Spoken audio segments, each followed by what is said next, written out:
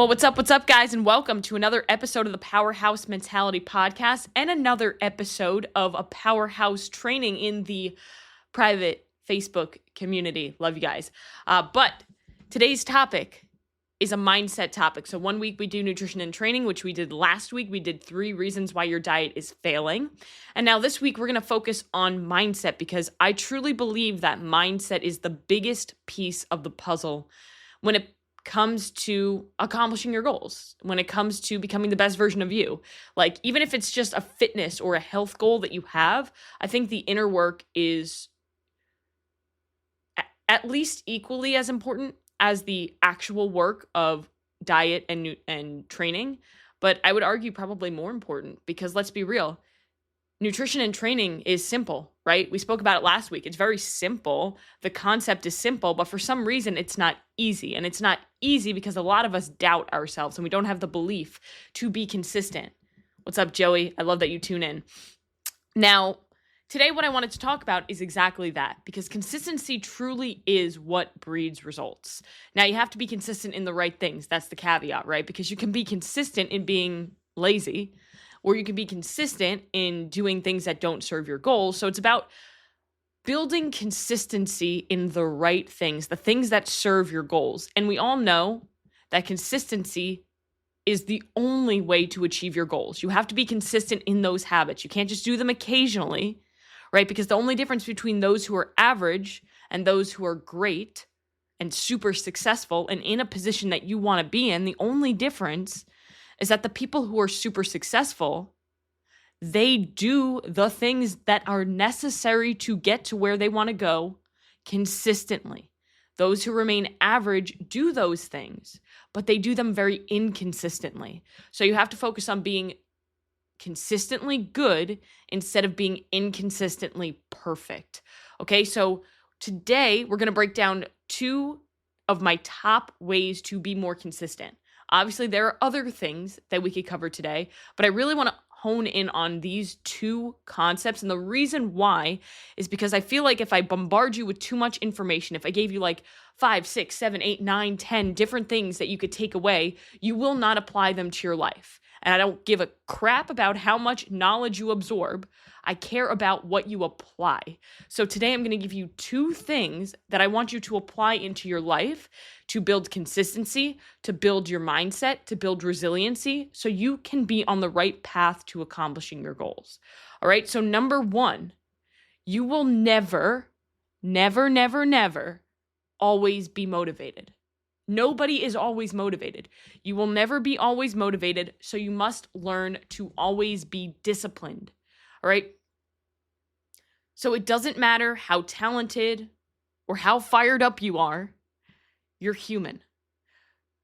So you're going to have different levels of motivation determined on how you are feeling emotionally. Right? Because motivation is an emotion. Motivation is a feeling, such as happiness and sadness. So you're not happy all the time. You're not sad all of the time. So you can't expect to be motivated all the time. It's no different. So your levels of motivation, because you're a human and not a robot, will ebb and flow from day to day and honestly, even moment to moment, minute to minute. Right? There might be some moments during the day where you feel super motivated. Maybe after you drink a First Form energy drink or after you have your cup of coffee, you might feel super dialed in and motivated, but then an hour later, you don't feel that same motivation, right? So it comes in ebbs and flows. And that's because motivation, like I said, is based on emotions. So because you're not a robot, you will experience swings in your emotions. You're going to experience swings that could impact your output and impact your results. Now, what you have to do here is instead of relying on motivation or always finding it, if you have it, great, run with it, use it, but don't always rely on it. That's the problem. Discipline is going to allow you to see the bigger picture, develop the right skills and talents. It's going to help you focus on the process and not the outcome, because the process, the journey, is where you learn the most and where you grow the most. If I was to just snap my fingers and say, here's your goal, you would be like, awesome, and then lose it almost immediately because you haven't built the skills, the talent, the discipline, the resiliency to actually keep and maintain the results. That is why the journey is so damn important. Discipline is going to help you be more consistent. In fact, I would say discipline makes you insanely consistent. Discipline truly is the secret to consistency. And it's also going to minimize the impact on your output when you're not motivated. So if you're disciplined, that takes over when you're not motivated. I'll use an example. Today, I had a tough workout. Shocking, right? I was not motivated to do it. Some days I feel really good and I feel like, okay, let's get out here and do this. But there was a part in the workout where it was every 3 minutes for 9 minutes, and it was 6 front squats at 80%. And last week I did 5 at 80%. And I remember how hard those front squats were and how heavy they felt. So going into it today, I was absolutely not motivated to feel that pain again and feel it worse.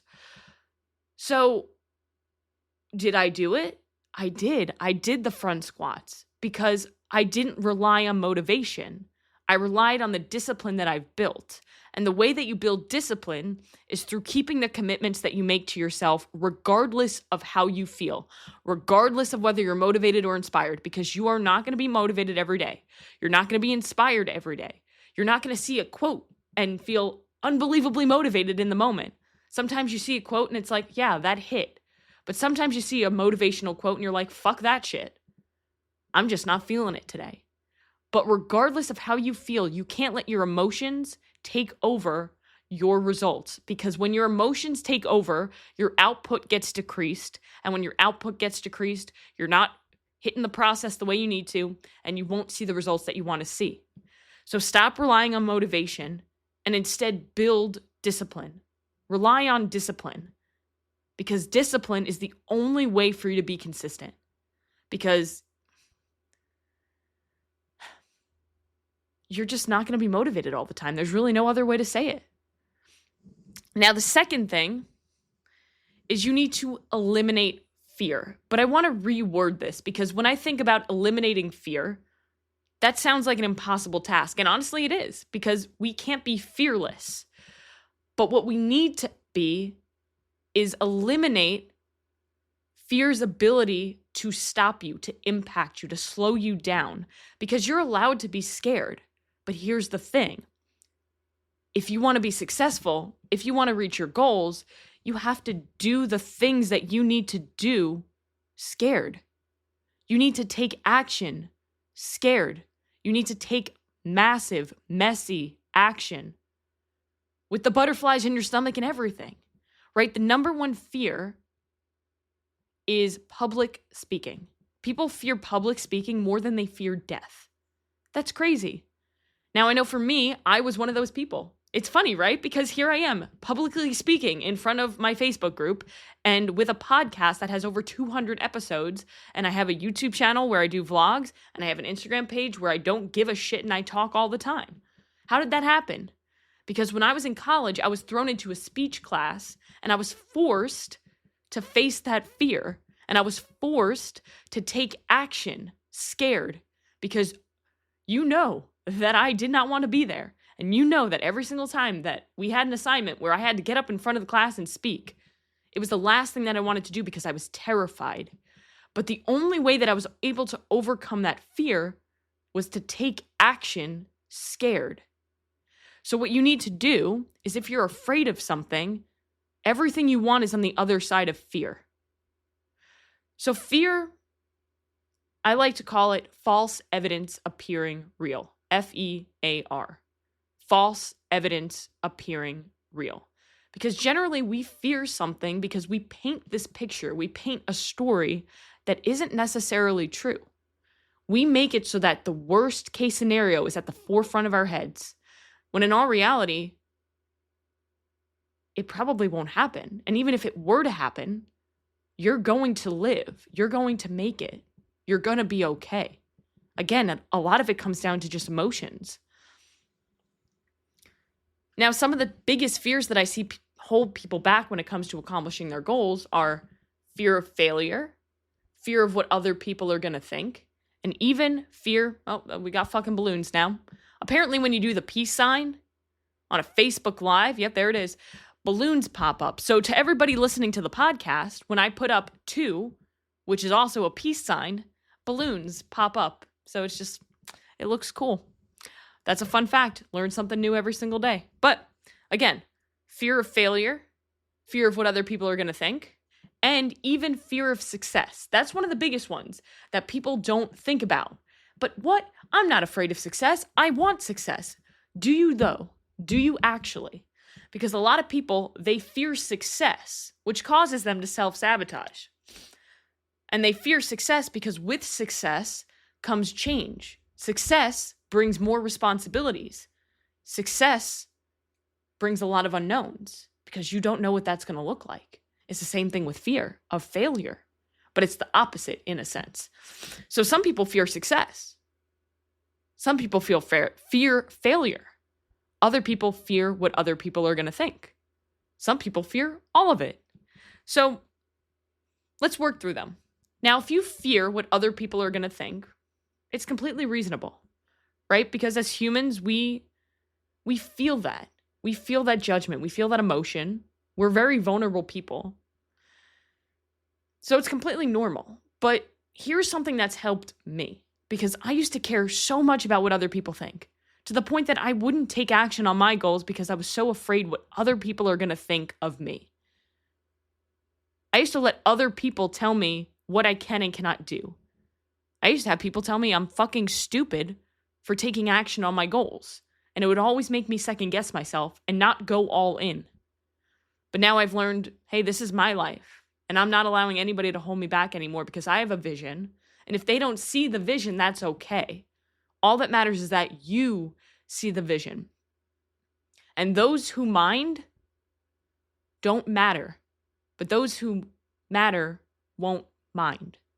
All right? You're always going to have people in your life that are meant to be there and that are going to support you regardless because they believe in you. So if somebody doesn't believe in you, maybe those aren't your people. And that's okay. So if you're afraid of what other people think, this is what's helped me. You don't like everyone, right? We all have somebody that we don't like, and sometimes we don't know why we don't like them. We just don't like them, right? So if you don't like everybody, then you can't expect everybody to like you. There's nothing wrong with that. You're not going to please everybody. And if you're trying to please everybody, you're probably not pleasing yourself. And that's sad because it's your life, not everybody else's. Live it for you. It's too short to live it for everybody else. So you're going to be too much for some people. You're going to be too committed. You're going to be too intense. You're going to be too strong. You're going to be too opinionated. But you will be a blessing for the right people. Remember that. You might be too much for some people, but you're a blessing for the other people, for the right people. Now, if you fear failure, I want to ease your mind. Because the way that I like to think about failure is that failure isn't failure. Quitting is failing, right? Failure is an opportunity for growth. So your losses are exponentially more valuable than your wins because your losses teach you something. They teach you that you've found the limit and that now you know what you need to do, or that you may need to pivot and try a different direction in order to get the result that you're after. So failure is not end all be all. Failure is an opportunity for growth. The only time that you truly fail is when you quit on yourself. So if you don't quit, you're fucking good. Like, all you have to do is just keep going. And every time you fail, you think, you reevaluate, and you take action again. And you might fail again, and that's okay. Because in order to succeed, in order to find the limit, you have to be willing to fail, and you can't fear it. One of the biggest things that's helped me with my training this year, that's helped me grow exponentially as an athlete, has been not being afraid to fail. So I find the limit. Does it hurt? Yes, it does. It hurts physically, it hurts emotionally, hurts my ego. But that's okay. Because as long as you're not willing to quit, you're going to make it. You're going to make it. So don't look at failure as, well, that's it. I guess I'll stop trying. Look at it as an opportunity to learn and grow. And I would argue that if you never fail, then you're not challenging yourself enough. So if you're somebody who always succeeds, who never fails, you're in your comfort zone. And the comfort zone doesn't equal growth. So get the fuck out of it and start failing a little bit. Start leaning into it a little bit. And I'll give you a bonus one, guys, because this is one that I was thinking about as I was writing this down, but I didn't want to make it its own topic because I think it's pretty straightforward to the point. Outwork everyone and convince yourself that you deserve to win. I'll say it one more time. Outwork everyone and convince yourself that you deserve to win. We all deserve to win.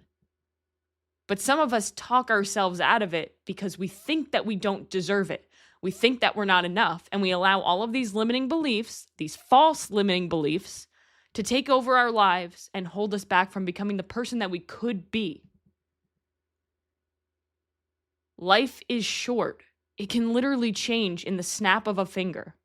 Like one phone call, one text message could change your entire life. Why are you holding yourself back? Because you had somebody in your past or some event make you think that you weren't enough. So outwork everyone. Because guess what? If you outwork everyone and every single day you're truly putting in everything that you have towards your goal, then that's all the convincing that you need to do for yourself. You have the evidence to back up that you deserve to win because you're putting in the work. So outwork everyone. Now, to sum it up, guys, the two things that you need in order to be more consistent, things that I need you to apply into your life, which are going to help you. One, you will never always be motivated, so you have to learn to always be disciplined. And two, eliminate fear, or at least eliminate fear's ability to stop you. And then, of course, our bonus, outwork everyone and remind yourself that you deserve to win. I hope that you guys found this episode valuable. You found this training valuable. If you aren't already part of the Powerhouse Mentality Facebook community, I put the link in the show notes every single time, so go ahead and join the community. And for everybody who joins every single night or every single week on this live, I appreciate you, and go out and do one thing that's going to take you one step closer to where you want to be.